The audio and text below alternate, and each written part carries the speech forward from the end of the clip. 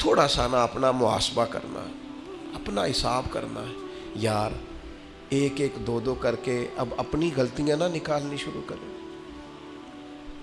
وقت نا تیز ہو گیا ہے.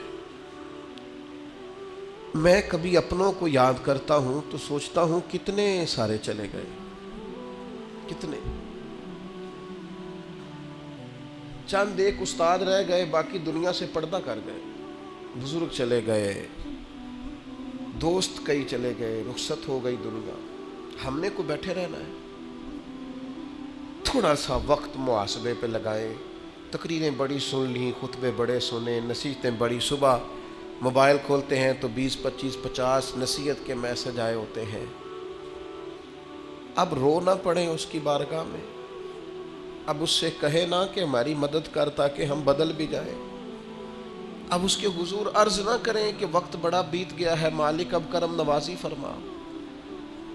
ہر چیز کا دکھ ہے، کچھ تھوڑا سا اس کی بارگاہ کی طرف لوٹ کے جانے کا خیال نہ پیدا کر لیں.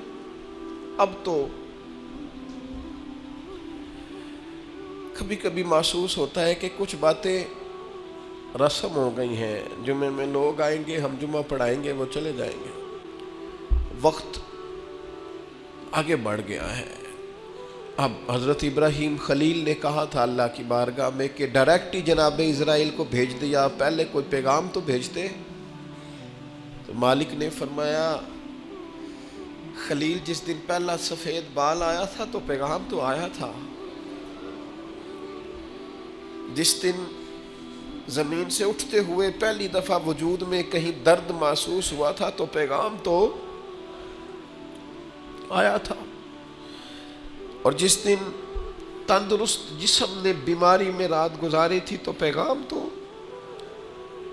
آیا تھا. پیغام تو آ رہے بھائی، صبح شام پیغام آ رہے. اور حضرت داؤد طائی فرمایا کرتے تھے جس دن تو کندھوں پہ دادی اور دادے کے جنازے اٹھا کے لے گیا تھا، تجھے یاد نہیں تھا کہ کبھی ان کندھوں پہ تجھے بھی اٹھایا جائے گا. نانی، نانا، چاچو، ماموں، ماں، باپ، جب یہ تو جنازے اٹھا کے لے جا رہا تھا تو تجھے ہوش نہیں تھی کہ باری تیری بھی آئے گی.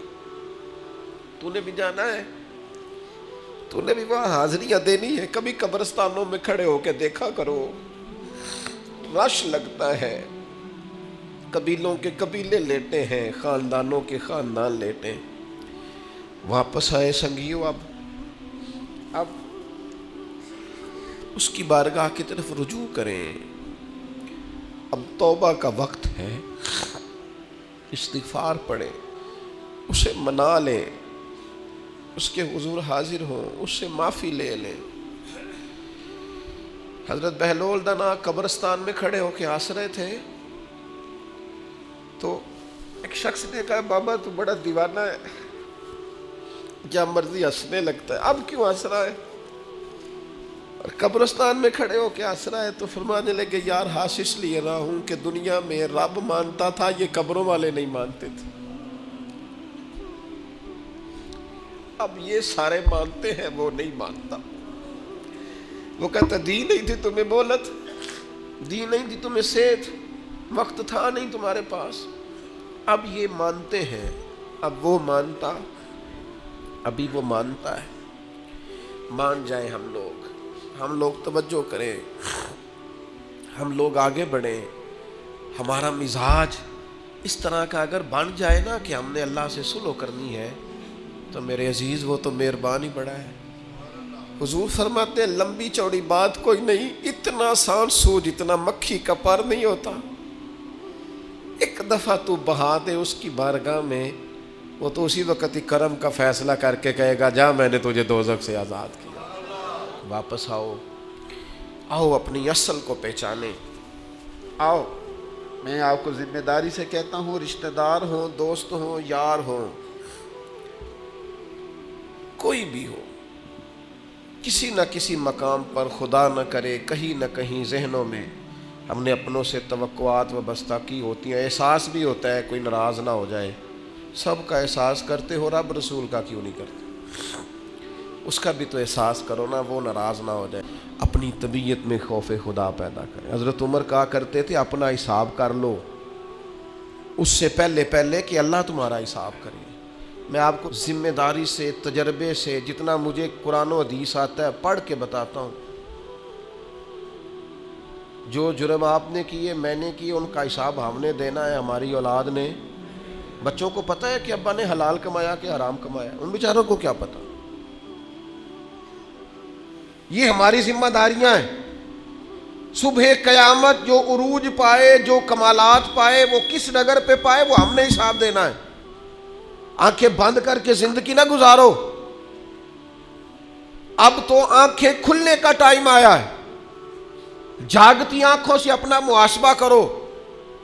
لوگوں پر تبصرہ کرتے وقت ہم بھول جاتے ہیں کہ ہمارے اپنے حالات کتنے خطرناک ہیں۔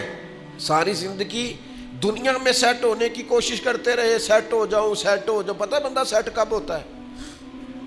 جب قبر میں اتارتے ہیں نا اسے، منہ کعبے کی طرف کرتے ہیں، اس کے گلے میں وہ جو سینہ بند ہوتا ہے اسے کھولتے ہیں، تو اوپر کھڑا ایک بندہ کہتا ہے تھوڑا سا منہ اور کرو کعبے کی طرف، تو وہ تھوڑا سا منہ اور کرتا ہے، تو پھر ایک آواز آتی ہے، اب سیٹ ہو گیا ہے، اب سیٹ ہو گیا۔ یہاں جا کے سیٹ ہونا ہے، اس سے پہلے سیٹ ہونے والا کوئی معاملہ یہ ہے تمہارا سیٹ ہونا۔ خدا کے بندو، آؤ ساری زندگی دوسروں سے باتیں کی، دو باتیں اپنے آپ سے نہ کریں، اپنا حساب نہ کریں، اپنے معاملات کا جائزہ نہ لیں۔ اقبال کہنے لگے، ڈھونڈتا پھرتا ہوا اقبال اپنے آپ کو، اپنے آپ کو، آپ ہی گویا مسافر، آپ ہی منزل ہوں میں۔ یہ جو خود احتسابی ہے، سیلف ٹرائل، خود احتسابی، اس پر تھوڑا کام نہ کریں۔ اقبال دوسرے مقام پہ کہتے ہو، اپنے من میں ڈوب کر پا جا سراغ زندگی، تو اگر میرا نہیں بنتا نہ بن، اپنا تو بن۔ اپنی غلطیاں نہ ٹٹولیں، اپنے ساتھ گفتگو نہ کریں۔ جو اللہ کی بارگاہ میں کھڑے ہونے سے ڈرے گا، اللہ تعالیٰ اسے 2 جنتیں عطا کرے گا۔ شرط یہ ہے کہ ڈرے اللہ سے، ڈرے بول کے بتائیے، ڈرے کس سے ڈرنا ہے؟ حضرت عمر کے زمانے میں نا ایک نوجوان تھا، نیک تھا، مسجد جایا کرتا تھا رات کو۔ تو مسجد جا رہا تھا تو رستے میں ایک عورت نے دعوت گناہ دی، ابن عساکر نے اس کو لکھا ہے۔ تو نوجوان تھا، خواہشات تھی، کچھ طبیعت مائل ہو گئی، ابھی ادھر جا ہی رہا تھا کہ کسی نے آیت پڑھ دی، والی من خاف مقام ربہ جنتان، جو رب کے سامنے کھڑے ہونے سے ڈرے گا اللہ 2 جنتیں دے گا۔ واقعی ڈر گیا، وہ واقعی ڈر گیا، اتنا ڈرا کہ بے ہوش ہو کے گر پڑا۔ بیماری سے لوگ بے ہوش ہوتے ہیں، پیسے ڈوب گئے بے ہوش ہوتے ہیں، بچے کے غم میں بے ہوش ہوتے ہیں۔ سچ بتاؤ، کبھی خوف خدا سے بھی بے ہوش ہوتا کوئی دیکھا ہے؟ ہمارے ہاں تو روز مرہ ہی نہیں ہے بھائی، اور بڑی باتیں ہیں، بے ہوش ہونے کی، ڈرنے کی، غش کھانے کی۔ بے ہوش ہو کے گر پڑا، بوڑھے باپ کو کسی نے بتایا بچہ بے ہوش پڑا ہے، اٹھا کے گھر لائے، گھر لا کے کہا بیٹا کیا ہوا؟ نوجوان ہے، چڑھتی جوانی ہے، پر پاکیزہ بڑی ہے۔ کہنے لگا ابا جی گناہ کی طرف چلا گیا تھا، پر میں نے آیت سن لی، جو اللہ کے سامنے کھڑے ہونے سے ڈرے گا رب 2 جنتیں دے گا۔ میں ڈر گیا تھا، رب واقعی 2 جنتیں دے گا۔ باپ رو پڑے، ابا جی کی آنکھوں میں آنسو آئے اور کہا پتر اللہ بڑا مہربان ہے، اس کے وعدے سچے ہیں، واقعی 2 جنتیں دے گا۔ اس نے پھر ایک چیخ ماری اور اس طرح کی ماری کہ اس کی روح ہی پرواز کر گئی، روح ہی پرواز کر گئی۔ کشتگان خنجر تسلیم را، عشق کی خنجر سے قتل ہو گئے لوگ۔ صبح حضرت عمر کو پتہ چلا کہ انہوں نے تو رات جنازہ بھی پڑھ دیا، تدفین بھی کر دی۔ جناب عمر فرمانے لگے اتنا نیک نوجوان خوف خدا سے دنیا سے چلا گیا، مجھے کیوں نہیں بلایا، میں جنازہ پڑھتا۔ فاروق اعظم فرما رہے ہیں میرا شوق تھا میں اس کا جنازہ پڑھتا۔ کہ حضور آپ کو تکلیف نہیں دی؟ فرمایا بتاؤ قبر کہاں ہے؟ تے کامل پیر انہاں دے باہو قبر جنہ دی جیوے۔ حضرت فاروق اعظم قبر پہ تشریف لے گئے اور کھڑے ہو کے فرمانے لگے نوجوان مجھے امید ہے میرے رب نے تجھے 2 جنتیں دی ہوں گی۔ ابن عساکر کھول کے دیکھو تاریخ بغداد نے کیا لکھا ہے، حضرت سیدنا فاروق نے فرمایا امید ہے 2 جنتیں دی ہوں گی. قبر کے اندر سے بولا کامل پیرو نہ دے باہو قبر جنا دی جیوے. قبر کے اندر سے بولا, کہنے لگا حضور امید والی بات نہیں, رب کے وعدے سچے ہیں, اس نے واقعی مجھے 2 جنتیں عطا فرمائی, 2 جنتیں دی ہیں, میں نے اپنے مالک کو راضی پایا. جب وقوع قیامت کا خیال ہوتا ہے نا, اللہ کی بارگاہ میں حاضر ہونا ہے. جب صبح قیامت کا تصور, اور ساری رات یہ سوچ آتی ہے کہ صبح مال کیسے زیادہ کرنا ہے اور کیسے جمع کرنا ہے, اور اللہ فرماتا ہے کہ گن گن کے رکھتے ہو رات کو, ویل لکل ہمزۃ لمزہ الذی جمع مالا وعددہ. رات گن گن کے رکھتا ہے, 1000 والے علیحدہ, 500 والے, 5000 والے علیحدہ علیحدہ. اللہ کہتا ہے گن گن کے رکھتا ہے, تو جمع کر کر کے رکھتا ہے, پتہ ہے مالک کو. اور میرے بھائی جس طرح تو یہ سوچتا ہے صبح پیسے زیادہ کرنے, یہ کیوں نہیں سوچتا قیامت میں حساب بھی دینا ہے, اللہ کی بارگاہ میں حاضر بھی ہونا ہے. حضرت عبد الرحمن ابن عوف صحابہ میں سب سے امیر آدمی تھے, اور اتنی خوبصورت اور اتنی ان کی صاف ستھری دولت تھی کہ ان کے پیچھے نبی پاک نے نماز ادا فرمائی ہے. لیکن جب آخری عمر مبارک تھی نا تو پیسہ بڑا تھا.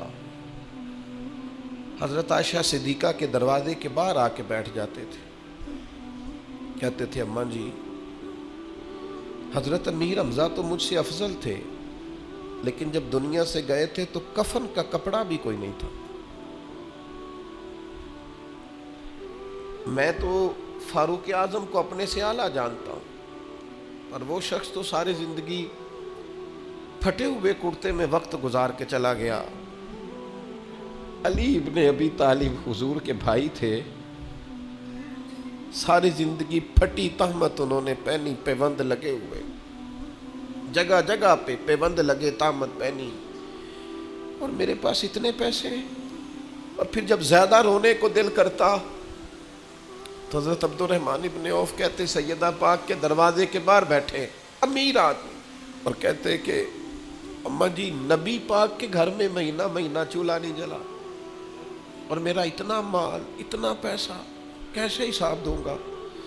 تو پھر جناب حضرت عائشہ صدیقہ ان سے کہتی عبد الرحمن اٹھ, اللہ کی راہ میں خیرات کر کے آ, مجھے امید ہے اللہ تیرے اوپر آسانی فرمائے. صبح قیامت کا ڈر, اللہ کا خوف, اس کی بارگاہ کے اندر حاضری کا تھوڑا سا کئی دنوں کے بعد کھانا حضرت ابو الحسن کے باغ میں جا کے کھایا. حضرت عمر کہتے ہیں, یہ مسلم شریف میں ہے, فرماتے ہیں کئی دنوں کی بھوک تھی, میں گیا تھا ابو بکر کے گھر کھانا کھاؤں گا تو انہوں نے بھی کئی دنوں سے نہیں کھایا تھا, ہم دونوں حضور کی بارگاہ میں حاضر ہو. نبی کریم نے فرمایا بھوک لگ رہی ہے تمہیں؟ میں ہاں. فرمایا میں نے بھی 4 دن سے روٹی کوئی نہیں کھائی. چلو ابو الحسن انصاری کے گھر چلتے ہیں. فرماتے ہیں انہوں نے نا بکری ذبح کی, نبی پاک علیہ السلام نے تھوڑا سا کھانا کھایا, اور کھانا کھا کے حضور گہری سوچ میں چلے گئے.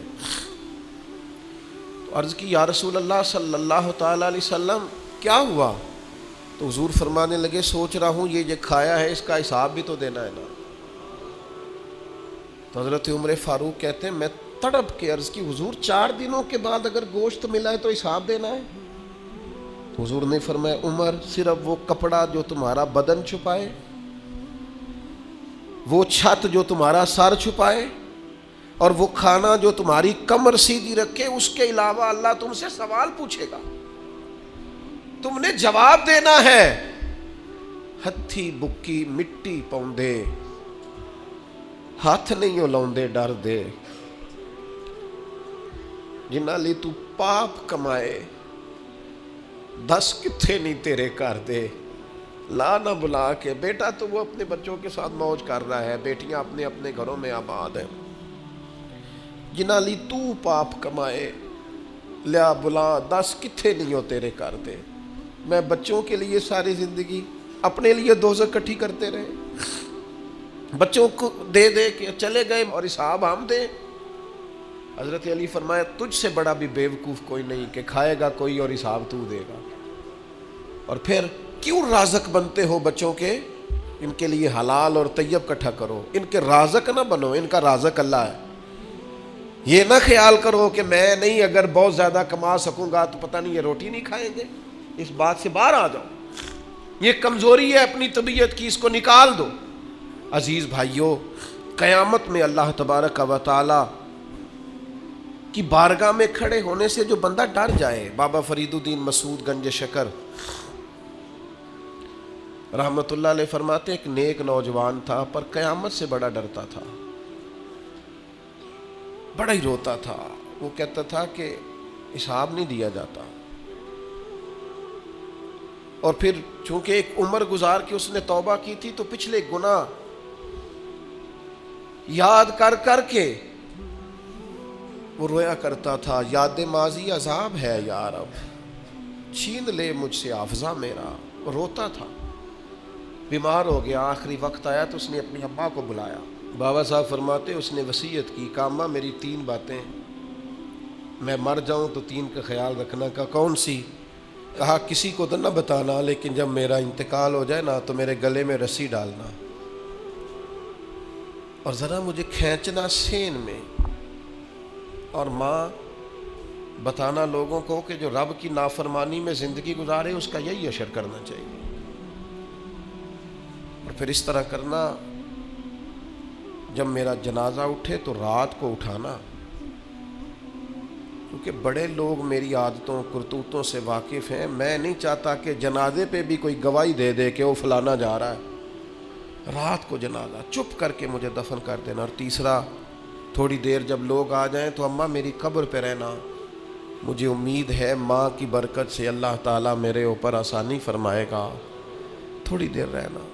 خاتون روئی پر بیٹے نے وعدہ لے لیا. بابا صاحب نے لکھا ہے کہ جب اس کا انتقال ہوا تو بی بی ابھی رسہ لے ہی رہی تھی، دروازے پہ کسی درویش نے دستک دی. اس نے کہا نہ کرنا، رات خوابیں آئی ہیں اور آنے والوں نے آ کے کہا ہے اسے کہنا اس کے بارے میں کچھ ایسا نہ کرے، رب کی رحمت پر امید ہے، اللہ بغیر حساب جنت عطا فرمائے گا. یہ رب کا مقبول بندہ ہے. اللہ کے کئی بندوں کو رات یہ نظارہ ہوا ہے. یہ خوف اگر پیدا ہو جائے قیامت کا کہ اللہ کے حضور حاضر ہونا ہے، یہ اگر تصور جاگزیں ہو جائے، آپ کہیں گے اس طرح کرنا درست ہے. تو بخاری میں حدیث ہے، نبی کریم علیہ السلام نے فرمایا اللہ کے ایک بندے نے نا وصیت کر دی تھی. ایک بندے نے وصیت کی تھی اپنے بچوں سے. اس نے کہا تھا یار میں بڑا گناہ گار ہوں، قیامت کے دن میں سامنا نہیں کر سکتا. اس طرح کرنا جب میں مر جاؤں نا مجھے جلا دینا. یہ بخاری میں حدیث ہے. اور جلا کے میری خاک اڑا دینا. میں جل جاؤں گا پر میں حساب پتہ سارا ہے سردار نو کیتیاں دا. من نانم کہ من دانم، ساری زندگی گزر گئی لوگوں کا حساب کرتے، فلانا اس طرح کا ہے فلانا. اور لوگوں کا تو تجھے صرف شک ہے، اپنا تو پاک ہے.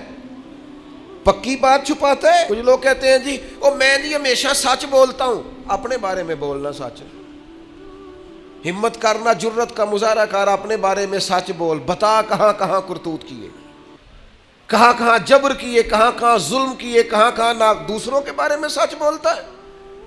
یہ کس نے اجازت دی؟ اپنے بارے میں سچ بول، اپنے بارے میں بتا، اپنا اپنا حساب کر. حضرت ابراہیم ابن ادم رحمۃ اللہ تعالی علیہ مریدوں کے ساتھ گزر رہے تھے تو اوپر سے کسی بندے نے خاک ڈالی. تو مرید دوڑ پڑے، کہنے لگے ہم انہیں پکڑیں گے. تو حضرت صاحب فرمانے لگے کچھ نہ کہنا. حضور کیوں؟ فرمانے لگے میں کوئی شے بھی نہیں، اور اگر تم مجھ سے میرے عمل پوچھو تو اس نے خاک ڈالی ہے، میں اس قابل ہوں مجھ پر آگ ڈالی جائے. اور یہ عاجزی کے لیے نہیں کہا انہوں نے. ان کا حال یہاں تو چھوٹے چھوٹے لوگ میری طرح کے بن کے بیٹھ گئے. یہ انداز، یہ آنا، یہ جانا، یہ نصیحتیں کرنا، یہ کرو فرق، یہ ترے، یہ کیا بات ہے؟ سوچتے ہی نہیں تھوڑی دیر کے لیے بھی.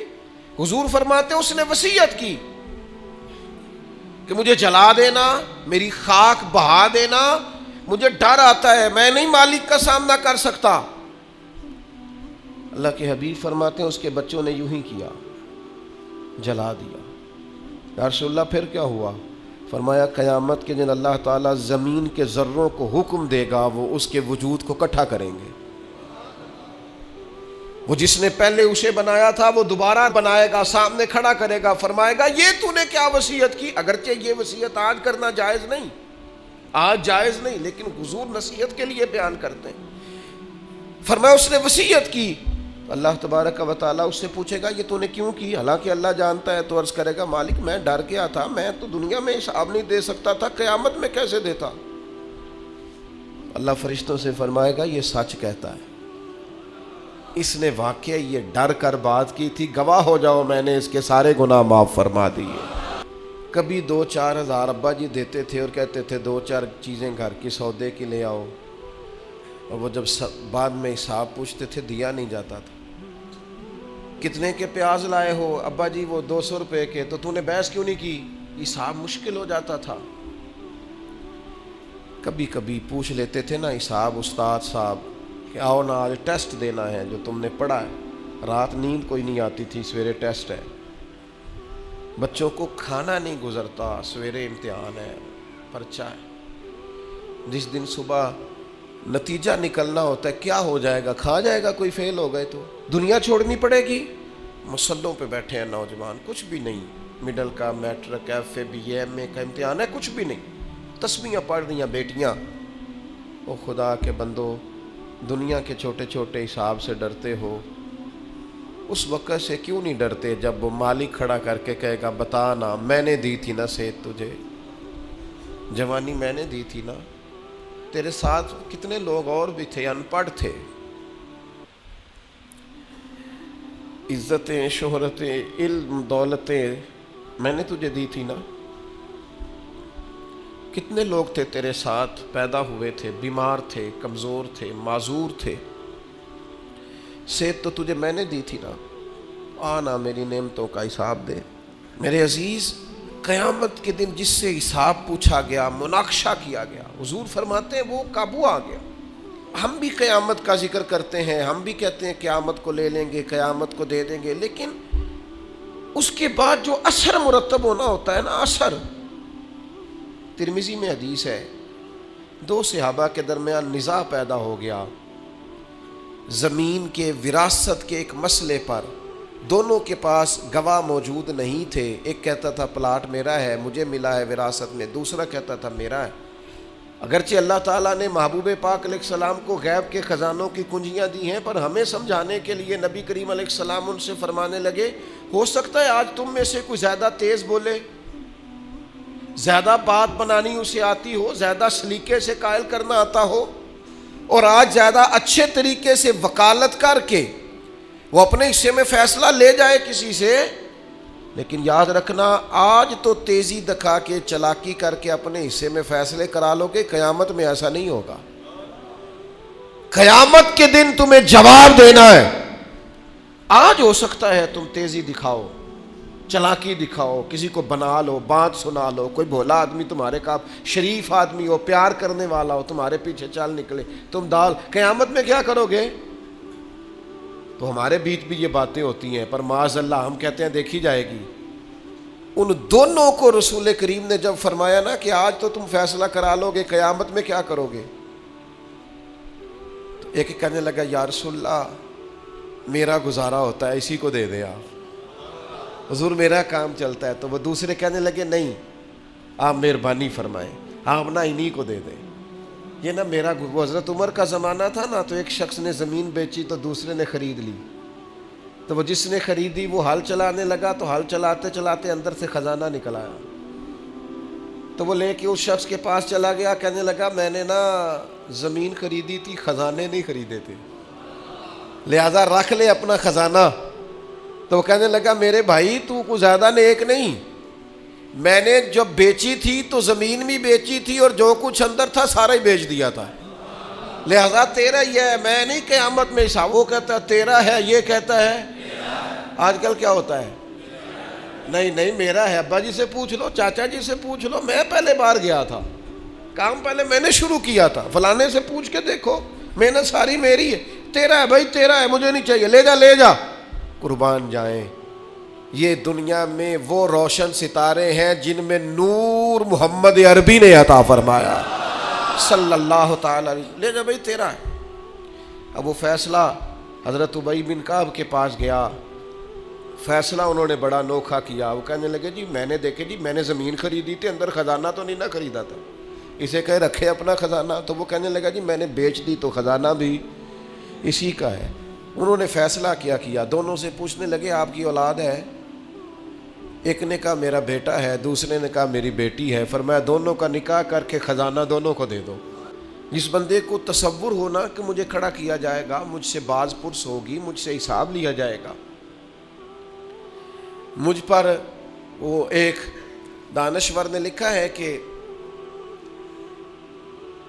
ایک مالک کا اپنے ملازم پر بہت زیادہ اعتبار ہو گیا تھا, تو اس نے پھر اس سے پوچھنا چھوڑ دیا کہ آج کتنی آمدن ہوئی ہے, کتنی بچت ہوئی ہے, کتنے اخراجات ہوئے.